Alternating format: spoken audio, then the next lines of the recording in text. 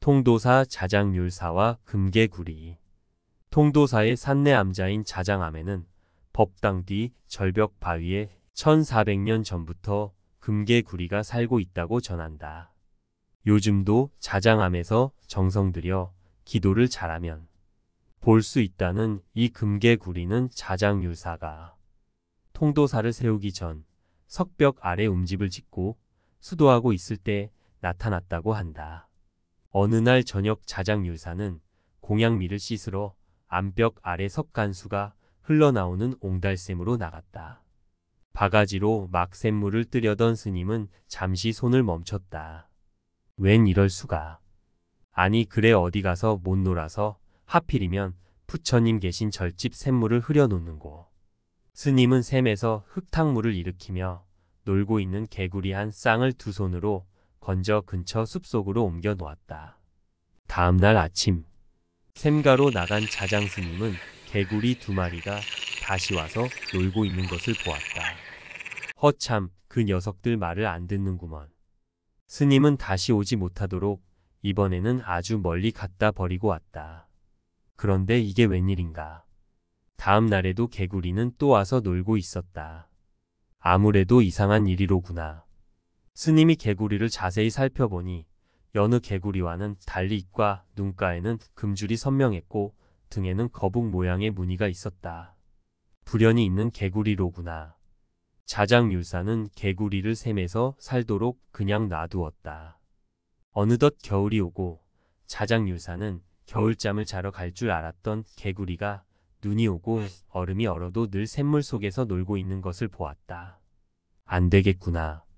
살 곳을 마련해 줘야지. 스님은 절디 깎아 세운 듯한 암벽을 손가락으로 찔러 큰 손가락이 들어갈 만한 구멍을 뚫고 그 안에 개구리를 넣어 주었다. 언제까지나 죽지 말고 영원토록 이곳에 살면서 자장암을 지켜다오. 스님은 이렇듯 불가사의한 수기를 내리고는 개구리를 금화라고 이름했다. 그 뒤 통도사 스님들은 이 개구리를 금화보살, 바위를 금화석굴이라 불렀다. 금화석굴은 마리 석굴이지 지름이 1.5 내지 2cm에 깊이 10cm 정도의 바위 구멍이다. 그 속에는 이끼가 파랗게 끼어 있는데 현재까지 개구리 같기도 하고 큰 벌 같기도 한 것이 살고 있다고 한다. 옛날 어떤 관리가 금개구리 이야기를 듣고 자장암을 찾았다. 이 절에 금개구리가 있다면서요? 예, 있습니다. 자장률사 이후 한 번도 산문 밖을 나간 일이 없이 자장암을 지키면서 석굴 속에 살고 있지요.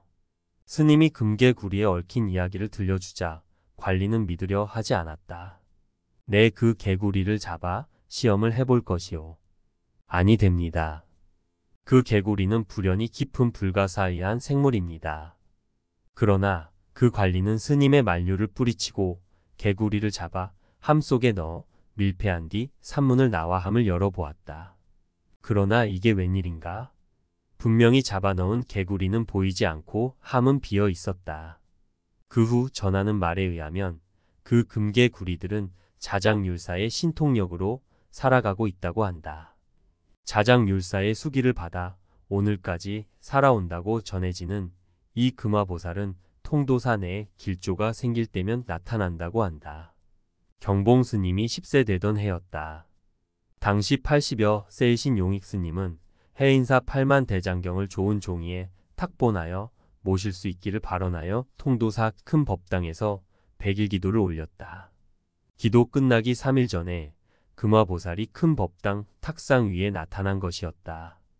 용익 스님은 금개구리를 보는 순간 불사가 원만 성취될 것이라는 확신을 갖고 부처님께 감사드리며 남은 3일간 철야 정진을 했다. 기도가 끝나고 며칠 안 되어 시주자가 나타나 8만 대장경 3권을 책으로 묶어 통도사 애인 사송광사에 일부씩 보관하게 되었다고 한다.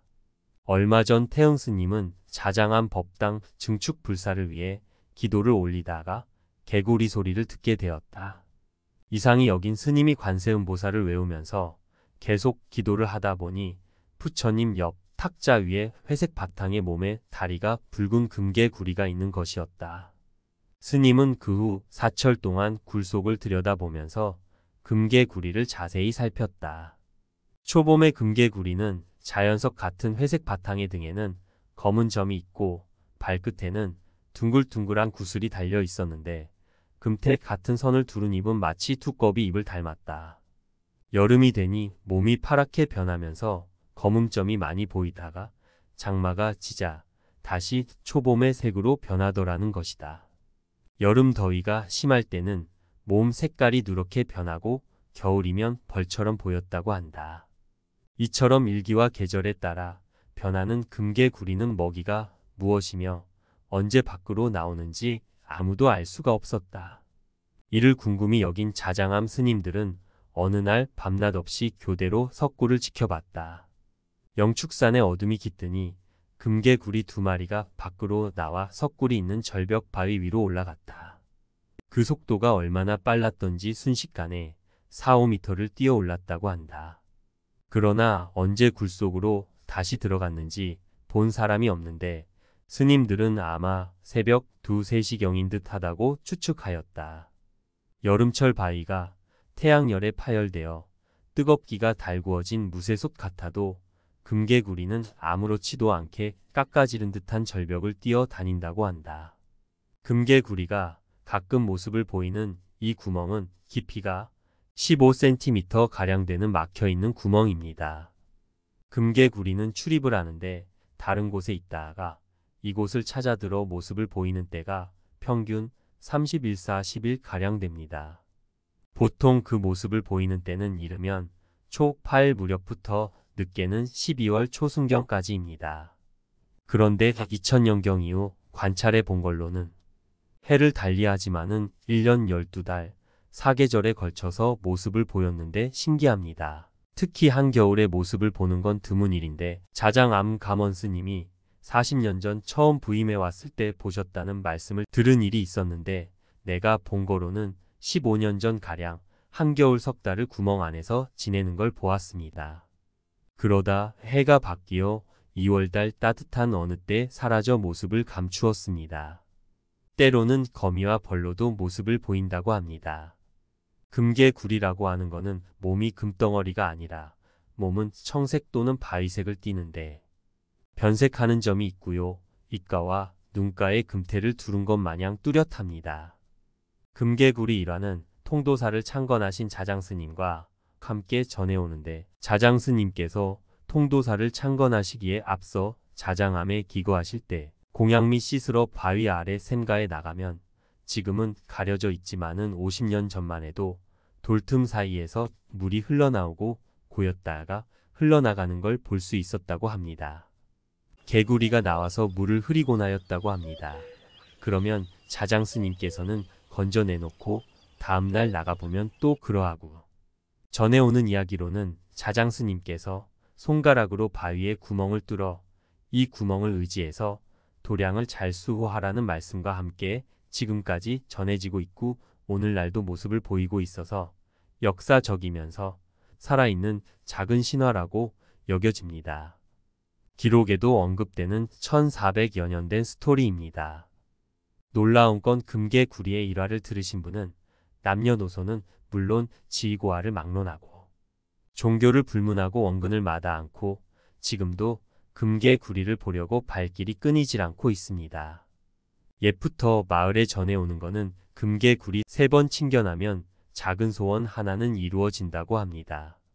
아침에 모습을 보이면 대체로 저녁 해걸음까지 자리를 지키니 아침에 소식을 들으면 서둘러 걸음해서 꼭 보시길 바랍니다. 자장율사는 신라진평왕 12년 590에 진골 출신으로 소판벼슬을 지낸 김무림의 아들로 태어났다. 늙도록 자식이 없던 김무림은 부인과 함께 천수관음보살 앞에 나아가 자식 낳기를 지성으로 발언하여 자장을 얻었다. 자장은 어려서부터 마음이 맑고 슬기롭고 문장과 생각이 풍부하여 세속에 물들지 않았다. 부모를 여인 뒤로 인생의 무상함을 깨닫고 원영사라는 절을 짓고 수도의 길로 들어섰다. 구도를 위하여 혼신의 정열을 쏟고 있을 때 조정에서 여러 차례 부름을 받았으나 나아가지 아니하였다. 이에 선덕 여왕이 취임하지 않으면 목을 베리라 하여도 자장은 끝내 굽히지 않고 내 차라리 하루라도 개를 지니고 죽을지언정 100년을 파괴하고 살기를 원치 않는다 고하며 강한 출가 의지를 나타내니 선덕 여왕도 어쩔 수 없이 출가를 허락하였다.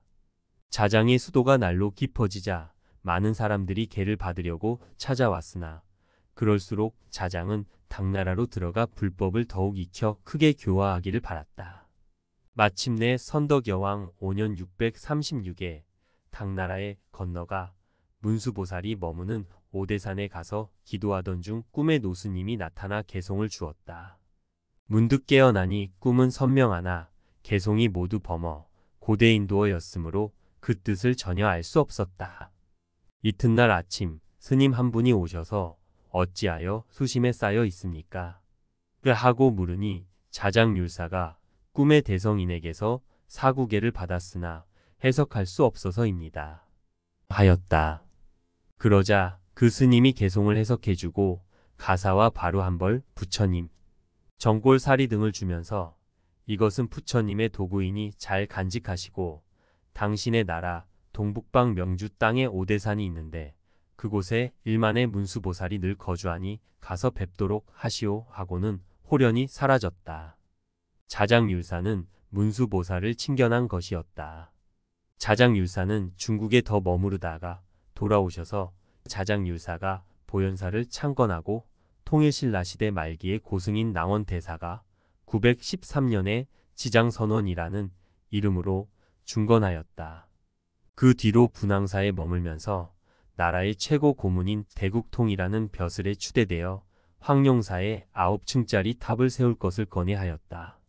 탑을 9층으로 함은 주변의 9나라가 신라를 중심으로 뭉쳐지기를 바라는 간절함을 상징하는 것이니 이 9층 탑의 조성으로 삼국 통일을 기원하였다. 황룡사 9층 탑은 선덕 여왕 14년 645 2회에 걸친 공사 끝에 완공되었다. 자장은 또한 선덕왕 15년 646에 양산 통도사에 금강계단을 세워 중생제도에 혼신의 힘을 다하였다. 이렇게 자장율사가 불교 교단의 기강을 바로 세우는데 전력을 다하니 머리 깎고 스님이 되기를 원하는 자가 해마다 늘어났다. 만년에 서라벌을 떠나 명주 땅을 찾아 나서 강릉 가까운 곳에 수다사를 세웠고 꿈속에서 이끌린 대로 태백산 갈반지를 찾아 성남원을 세우고 입적할 때까지 이곳에서 만년을 보냈다.